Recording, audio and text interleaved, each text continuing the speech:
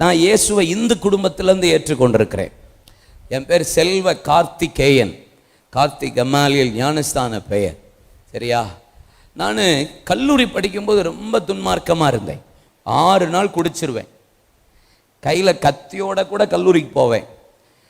எங்கள் அம்மாட்டையே குடிக்கிறதற்கு குடிக்க போகிறேன்னு சொல்லிட்டு தான் போவேன். எங்கள் அம்மாவும் கொஞ்சமாக குடிம்பாங்க.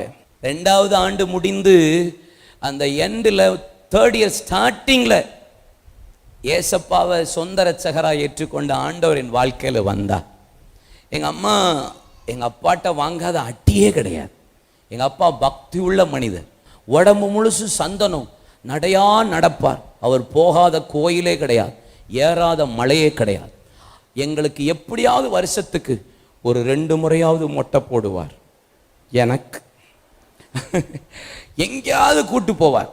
போகாத ஊரே இருக்காது. Central government employee. பக்தின்னா எங்கள் அப்பா தான், பிரின்சிபல்னா எங்கள் அப்பா தான், டிசிப்ளின்னா எங்கள் அப்பா தான். ஒரு கரப்ஷனே இருக்காது. Straight forward. எங்களையும் அப்படி தான் வளர்த்தா.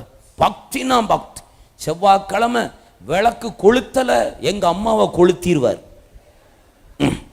வெள்ளிக்கிழமை அதே மாதிரி தான். வீடு புழுசும் புகையாத்தான் இருக்கும். அப்படி எங்கள் அப்பா. ஆனால் சபரிமலைக்கு ஏறி மேலே போகும்போது இயேசுவை தரிசனம் பார்த்து திரும்ப தூத்துக்குடிக்கு வந்து என்ன தரிசனத்தை பார்த்தாரோ அது சென்னைக்கு திரும்பி போய் தூத்துக்குடிக்குள்ள வரும்போது சாதாரண செல்லத்துறை ஆபிரகாம் செல்லத்துறையாக தான் திரும்பி வந்தார். பக்தி உள்ளவனை கர்த்தர் தமக்காக தெரிந்து கொள்ளுகிற ஆண்டவர். பக்தி உள்ளவனை தமக்காக பிரிக்கிறவர். இதுக்கு யார் பேசு? எங்கள் அம்மா. எங்கள் அம்மாவுடைய முட்டி, எங்கள் அம்மாவுடைய செபம். வெளுத்துருவார் எங்கள் பாட்டி. பைபிளை பார்த்தாரு. 4 பைபிளை எங்கள் அப்பா கிழிச்சிருக்கிறார். 2 பைபிளை கிழிக்கிறதற்கு நானே ஹெல்ப் பண்ணியிருக்கிறேன். அதனால தான் என்னவோ தெரியல, முட்டியை போட்டு என்னை படிக்க வைக்கிறாரு.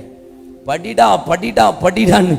முட்டியிலேயே 12 முறை 14 முறை பைபிளை படிச்சிருக்கிறேன்னா யோசித்து பாருங்க. என் வீட்டுக்காரிக்கு திருமண அன்றைக்கு, கல்யாணம் அன்னைக்கு முழு பைபிளையும் முழங்காலில் வாசித்த பைபிளை தான் ஆண்டவருடைய வசனம் எனக்கு கொடுத்த வசனத்தை எழுதி அந்த பைபிளை தான் அவளுக்கு நான் கொடுத்தேன். அப்படி ஆண்டவர் என்னை நடத்தினார். பைபிளை கிழிச்சவனை பைபிளை தூக்க வச்சு கொல்லுன்னு கொள்றாரு என்ன. இல்லையா சொல்லுங்க. எங்க அப்பா மரிக்கிற வரைக்கும் பைபிளும் கையுமா தான் இருந்தார். 2017 May 3 கர்த்தருடைய ராஜ்யத்தில் இளைப்பாற போனார்.